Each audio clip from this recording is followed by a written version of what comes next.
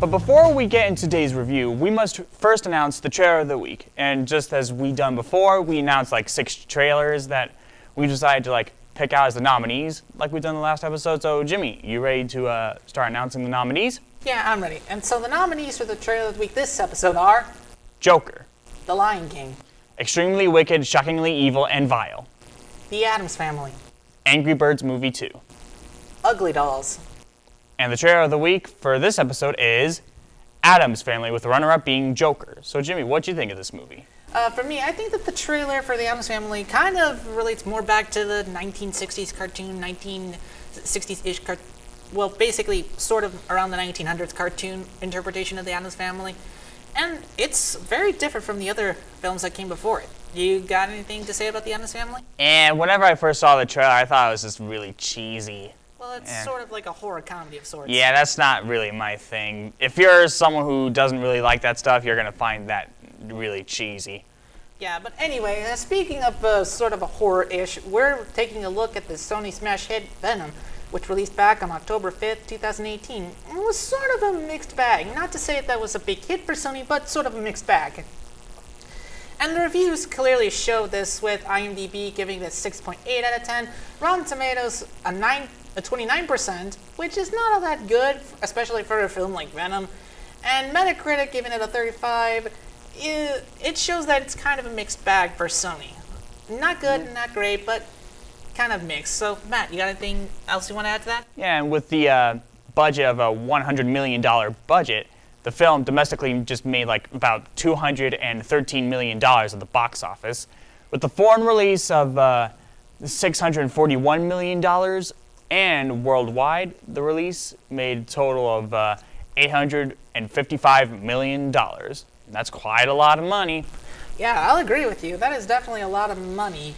But with the film being a little over an hour and 52 minutes, under 2 hours, just under 2 hours, I'd say that the film is actually pretty good. It's actually pretty well made. But there are certain parts I don't like about it, but I'll get into that once we go on through the review. So, Matt, got anything you want to say about it? Like, any pre-thoughts? Now, I thought this film was all right, but I don't think it's bad. I think it's a movie that's it's all right, and it's also better than the average all right film. But I still think there may need to be some improvements, which we can talk about later. But I mean, once we got into the middle of the movie, I enjoyed watching it with all the action scenes. All the action scenes with Venom, they were just great. They were a lot better than the action scenes with Venom in Spider-Man 3. I honestly kind of like several scenes, which I'll get into later, but sort of just the interaction with characters and the story, while it is kind of slow, just building up Eddie connecting with Venom, just bonding and so what forth, it's kind of basically okay. So you want to move on and talk about the story? Yeah, let's move on and talk about the story. Anyway, spoiler alert to those of you who haven't seen the movie Venom yet. So Matt, take it away. The story focuses on news reporter Eddie Brock, who just recently got fired for trying to expose Carlton Drake, and then his ex-fiance just breaks up with him, so now he's pretty much poor, in a very poor apartment.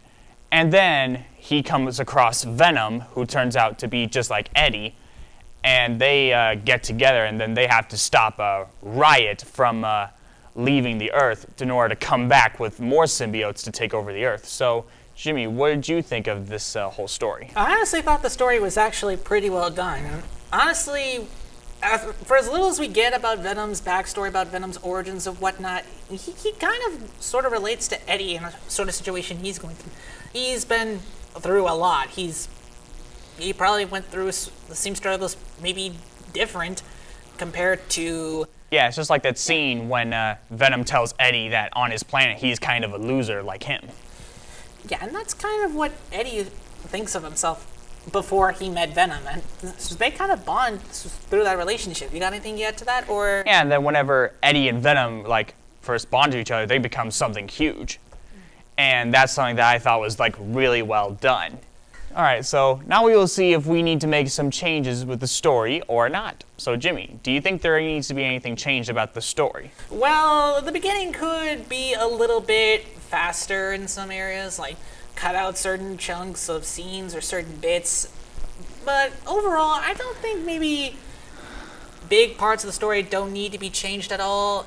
Other than just the beginning, so forth, it's kind of pretty good. I do agree with you about the beginning, and I think like another thing that I think should be fixed is like just adding a little bit more color so that it doesn't make the film just all dark and gloomy and anything like that. It also has white, green, all the colors are still there. It's just Well, I'm talking about like mostly, having it more bright. Well, it's most of the action's taking place in the night, or mostly in the night. Like there's neon lights, there's street lamps, and all that. And that's kind of almost the color that it's going for. But I could kind of see why you want there to be a little more color. But I think the color's fine the way it is, just in my opinion.